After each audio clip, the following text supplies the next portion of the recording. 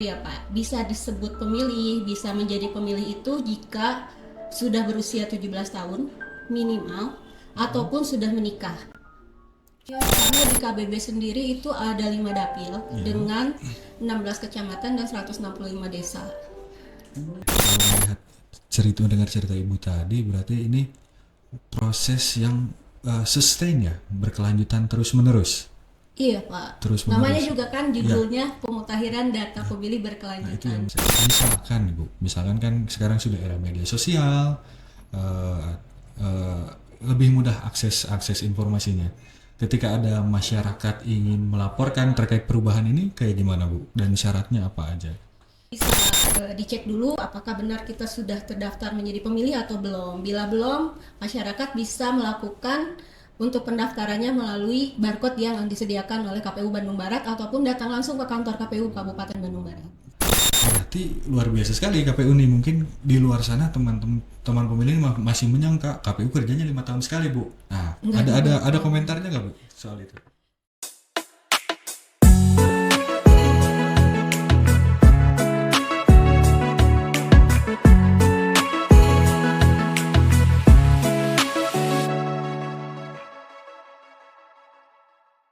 Assalamualaikum warahmatullahi wabarakatuh. Salam demokrasi untuk kita semua. Berjumpa lagi dengan saya di acara Ngawangkong Demokrasi. Sebenarnya nggak berjumpa lagi ya, karena ini kali pertama dan mungkin satu-satunya di podcast kali ini. Podcast kali ini kita akan membahas isu-isu penting terkait pemilu dan pemilihan. Dan tentu saja tema utama hari ini adalah pemutakhiran daftar pemilih berkelanjutan. Saya tidak sendiri, sudah ada seorang narasumber yang istimewa yang hadir kali ini. Sebelum saya bilang saya perkenalkan siapa itu narasumbernya, saya ada sedikit pantun dulu untuk mengantar kita hari ini. Siang cerah di Padalarang, Cakep, langit biru dihiasi awan. cakep, Ibu Rini datang membawa terang, bicara data untuk demokrasi penuh kesan. cakep. Oke, selamat datang Ibu Rini, selamat siang. Kabarnya sehat Bu? Alhamdulillah. Udah lama nggak ketemu ya, kayaknya terakhir 10 menit lalu ya Bu ya? Iya, iya, iya. Oke, jadi hari ini kita diskusi mungkin ya Bu ya? Diskusi Santai apa aja sih? ya. Santai, nggak usah tegang-tegang. Bapak Apa sih? kelihatan tegang juga. Lumayan. Apa sih PDPB itu? Nah, mungkin pertanyaan pertama sebagai pembuka, Bu, data pemilih itu apa sih? Bisa Ibu tolong bantu jelaskan buat teman-teman pendengar nanti? Oke, selamat siang ya Pak Kemal. Siang. Kita kebetulan hari ini podcastnya yang keberapa ya Pak Kemal? Kelima. Ya. Kelima ya, alhamdulillah. Terima kasih. Selamat siang teman pemilih yang khususnya yang ada di Kabupaten Bandung Barat. Bicara data pemilih, ya alhamdulillah kita sudah melakukan pemilu dan pemilihan terakhir ya Pak ya. Kita memakai data pemilih. Data pemilih itu sendiri yaitu data perseorangan atau data agregat kependudukan yang bisa digunakan untuk menjadi pemilih Pak, yang sudah diakui. Pemilih sendiri kan kita tahu sendiri ya Pak, bisa disebut pemilih, bisa menjadi pemilih itu jika sudah berusia 17 tahun minimal ataupun sudah menikah. Sudah menikah. Jadi kalau belum 17 tahun bisa? Bisa asal sudah menikah. Gitu lah. Teman-teman yang belum 17 dan pengen punya hak pilih, berarti harus menikah dulu ya Bu ya? Ya nggak gitu juga nggak Pak. gitu juga. Nah yang lainnya harus warga negara Indonesia baru bisa menjadi pemilih. Warga negara asing jika dia belum menjadi warga Indonesia belum bisa menjadi pemilih. Oke, berarti itu kriteria menjadi seorang pemilih itu seperti itu ya. Nah, ini data pemilih ini dibuat, disusun atau dimutakhirkannya seperti apa Bu? Apa hanya saat pemilu atau pemilihan saja atau bagaimana Bu? Pemutakhiran data pemilih itu tidak saat pemilu aja Pak, bisa dilakukan di luar tahapan. Gitu. Yang tadi sudah Bapak sebutkan, data pemilih berkelanjutan, pemutakhiran data pemilih berkelanjutan atau PDPB. Oke. Jadi secara teknis ya Bu, mungkin teknisnya sedikit aja Bu, dan mungkin ada pengalaman Ibu di PDPB proses pemutakhiran ini kayak apa? Boleh di-sharingkan? Oke, secara teknis kita awal melakukan pemutakhiran data pemilih tentu saja kita memakai data pemilih pemilu terakhir dan pemilihan terakhir atau pilkada, kemudian ditambah DPK. Yang selanjutnya kita juga mendapatkan DP4 dari Kemendagri melalui KPU RI. Data DP4 yang sudah disinkronisasi oleh KPU RI diturunkan melalui provinsi, baru turun ke kabupaten kota, Pak. Panjang juga ya prosesnya ya. Ini PDPB ini dilakukan seperti apa Bu? 1 minggu sekali, 2 minggu sekali atau bagaimana Bu? Oke, PDPB yang dilakukan di kabupaten kota itu plenonya dilakukan Setiap 3 bulan sekali, Pak. Jadi kita melakukan rekapitulasi PDPB itu 3 bulan sekali untuk kabupaten kota. kabupaten kota. Nah, apa tadi rekapitulasi itu sendiri Bu? Itu diikuti pihak-pihak mana aja atau yang perlu diundang, dihadirkan? Tentu saja kita melakukan rekapitulasi mengundang pihak luar ya Pak ya, pihak eksternal, khususnya itu yang harus kita undang itu Bawaslu dan Disdukcapil. Tapi kita juga mengundang instansi-instansi lain yang memang ada berkaitannya dengan pemutakhiran data pemilih. Contohnya apa aja? Kita mengundang TNI Polri. Oke. Kalau untuk di kabupaten kota berarti kita berkoordinasi dengan Kodim dan Polres. Kalau Kabupaten Bandung Barat sendiri kan belum ada, berarti Kita koordinasinya kan ke untuk Kodim sama Polres itu mengikuti Polres Cimahi dan Kodim 0609 Cimahi Bandung Barat. jadi secara administrasi kita masih menginduk ke Cimahi karena belum Enggak tersedia. Cimahi juga Pak, karena memang untuk di Kabupaten Bandung Barat sendiri kan belum terbentuk Ya, belum. Pak, Polres dan Kodimnya.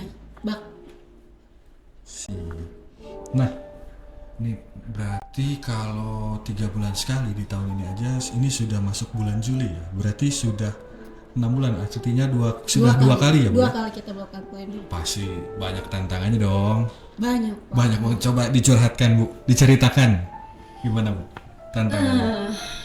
Kita ketika pemutakhiran data pemilih di triwulan kedua itu kan alhamdulillah kita sudah mendapatkan DP4 ya Pak ya. Dari KPU RI melalui KPU provinsi yang dimana data itu kita terima sudah disinkron, dalam artian sudah ada data yang TMS, ada pemilih baru juga yang dari data tersebut kita harus melakukan coktas Pak. Coktas itu apa ya Bu ya? Kalau untuk sebelumnya kita ada pantarlih untuk melakukan coklit, karena sekarang kita sudah tidak punya ad hoc ke bawah, artinya kita harus melakukan coktas langsung. Coktas itu coklit terbatas, jadi tidak bisa semua kita cek satu-satu ke rumah-rumah ya Pak ya. Kalau coktas paling kita Semacam uji petik ya? Ya, berkoordinasinya langsung ke desa atau kecamatan. Susah juga ya. Ingat jumlah dapil dan luasan wilayah seperti ini, kira-kira ya Bu, misalkan perkiraan ke depan perlu berapa kali melakukan coktas ya Bu, atau misalkan berapa koordinasi sebelum dilakukan rapat pleno di setiap bulannya itu? Iya Pak. Setiap triwulan Pak? Setiap triwulan ya paling kita per dapil dulu ya Pak ya, karena di KBB sendiri itu ada 5 dapil dengan 16 kecamatan dan 165 desa. Wow, oke. Ya kalau langsung semua dalam setiap triwulan nggak mungkin ya Pak ya, paling kita per dapil terdekat dulu, baru mungkin nanti dapil terjauh, apakah terjauh dulu atau terakhir terdekat. Dibagi-bagilah. Rencana terdekat berarti mungkin sekitar Padalarang sini mungkin. Ya paling dekat Padalarang. Cuma kalau Padalarang, maksudnya dapil 1 itu pasti kredit Pak. Dalam artian banyak pastinya keluar masuk penduduknya. Dan itu akan mempengaruhi ke data pemilih kita Pak. Kadang-kadang penduduk yang masuk itu ada yang langsung melakukan perubahan di dinas kependudukannya, ada yang enggak juga Pak. Yang nantinya itu akan membuat kesulitan buat kami. Berarti kadang di apa ya, saya kalau melihat mendengar cerita Ibu tadi, berarti ini proses yang sustain ya, berkelanjutan terus-menerus. Iya Pak. Terus Namanya menerus. juga kan judulnya pemutahiran data pemilih Nah, itu yang berkelanjutan. mau saya underline. Kalau tadi kan Ibu berceritanya KPU terus yang berproses. Misalkan Ibu, misalkan kan sekarang sudah era media sosial, eh, eh, lebih mudah akses informasinya. Ketika ada masyarakat ingin melaporkan terkait perubahan ini, kayak gimana Bu? Dan syaratnya apa aja? Oke, sebenarnya kita sekarang sudah KPU Kabupaten Bandung Barat sendiri untuk media sosialnya sudah aktif banget ya Pak ya. Cuma ada beberapa teman pemilih yang memang kadang apalagi punten di daerah Hmm. yang mungkin tidak semua menggunakan akses media sosial ya Pak ya. Hmm. Itu salah satu kendala kalau misalnya memang di yang terdekat bisa mengaksesnya melalui barcode ya. Oh, ada barcode Bu? Ada barcode Oke. untuk di KPU Kabupaten Bandung sendiri. Jadi masyarakat bisa melakukan pelaporan secara mandiri. Ya, Nah, berarti nanti hasilnya akan diketahui setelah pleno tadi ya Bu ya, yang pleno yang per 3 bulan, dan itu pasti akan dipublikasikan di berbagai media milik KPU Bandung Barat ya. Oke. cuma gini Pak, sebelum teman pemilih kita eh, melaporkan ya, berarti mereka untuk mengetahui mereka sudah menjadi pemilih atau belumnya, mereka harus cek DPT online Pak. Cek DPT online itu sekarang sudah mulai bisa diakses melalui cekdptonline.kpu.go.id. Cek dptonline.go.id. Nanti ada di sini ya, Mas Cek editor bisa. Sip. dptonline.kpu.go.id. Oke, menarik Nah, sekali. itu Ya. bisa dicek dulu apakah benar kita sudah terdaftar menjadi pemilih atau belum. Bila belum, masyarakat bisa melakukan untuk pendaftarannya melalui barcode yang disediakan oleh KPU Bandung Barat ataupun datang langsung ke kantor KPU Kabupaten Bandung Barat. Biasa nih, sudah menuju pelayanan prima banget ya Bu. Betul. Stay di kantor pelayanan ada, jemput bola melalui cok tas tadi ada, dan apa kegiatan yang sustain ini diharapkan berdampak besar pasti Bu. Nah, pertanyaannya, kira-kira hasil PDPB ini nantinya untuk pemilu atau pemilihan ke depan itu seperti apa Bu? Diharapkan hasil PDPB yang sudah dilakukan oleh kabupaten kota yang diplenokan untuk menjadi bahan dasar bukan DP4, DPT untuk pemilihan berikutnya Pak. Data awal ya, Ya, database awal. database awal. Jadi jangan sampai nanti ketika kita pemilu berikutnya DP4 yang sudah diturunkan Kemendagri itu kan otomatis kita sudah punya database yang TMS yang untuk pemilih baru yang udah ada data ubah itu sudah disinkron oleh KPU RI. Jadi kita juga tidak terlalu banyak yang melakukan apa namanya? Updating berikutnya. Ya, Oke, berarti bisa dibilang salah satu fungsinya PDPB ini adalah menurunkan atau mengikis gap antara data yang akan diturunkan nanti dan KPU memiliki database awal melalui PDPB ini, yang artinya nanti proses pemutahiran berikutnya yang sudah menjadi- TMS itu sudah ya, ada lah maksudnya Pak. sudah hilang ya, Ya. tidak terbebani lagi dengan ini. Makanya berarti luar biasa sekali KPU nih. Mungkin di luar sana teman pemilih masih menyangka KPU kerjanya 5 tahun sekali Bu. Nah, ada komentarnya nggak Bu soal itu? Komentar ya memang Pak, saya sendiri mendengar ya KPU itu kerjanya enak ya gitu. KPU itu hanya bekerja 5 tahun sekali karena pemilihannya diadakan 5 tahun sekali. Apalagi untuk periode ini kan berbarengan ya Pak ya. Setelah pemilu 6 bulan berikutnya langsung pilkada karena serentak itu. Nah dari situ kan banyak yang beranggapan bahwa KPU tidak ada kerjanya setelah pemilu dan pilkada selesai. Padahal untuk kami sendiri itu kan di KPU benar-benar untuk pemilih khususnya itu berkelanjutan Pak. Jadi buat teman-teman pemilih yang belum tahu bahwa baik sebelum, saat dan sesudah data itu selalu dimutakhirkan oleh KPU gitu ya. Iya, karena kan data itu sifatnya dinamis Pak, pasti berubah-ubah terus. Siap, luar biasa sekali nih. Terakhir kayaknya Bu, pesan Ibu untuk masyarakat Bandung Barat terkait pemutakhiran data pemilih berkelanjutan yang sedang berlangsung ini. Apa pesan dan harapannya untuk masyarakat Bandung Oke, Barat? untuk teman pemilih diharapkan kerjasamanya ketika sudah melakukan cek DPT online dan belum terdaftar, segera melakukan konfirmasi atau bisa datang langsung ke KPU Kabupaten Bandung Barat atau melalui barcode yang sudah disampaikan. Karena untuk memperoleh rekapan kami menjadi PDPB untuk triwulan 3, kami berharap sudah ada teman pemilih yang datang ke kantor kami melalui tanggapan masyarakat juga bisa ya Pak ya. Untuk koordinasi dengan instansi-instansi, alhamdulillah sedang kita tempuh.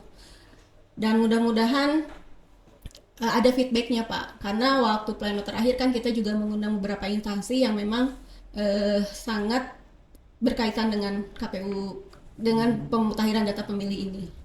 Cukup progresif ya pergerakan data ini. Harus Pak, karena di peraturannya memang harus seperti itu, dan kita juga diawasi oleh tetangga sebelah Pak. Bawaslu. Iya. Oke.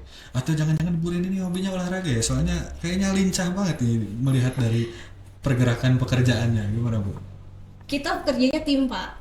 Oke. Saya nggak bekerja sendiri, kita dibantu sama teman-teman sekretariatan yang memang untuk pemegang data sendiri itu kan dipegang oleh sekretariat ya Pak ya.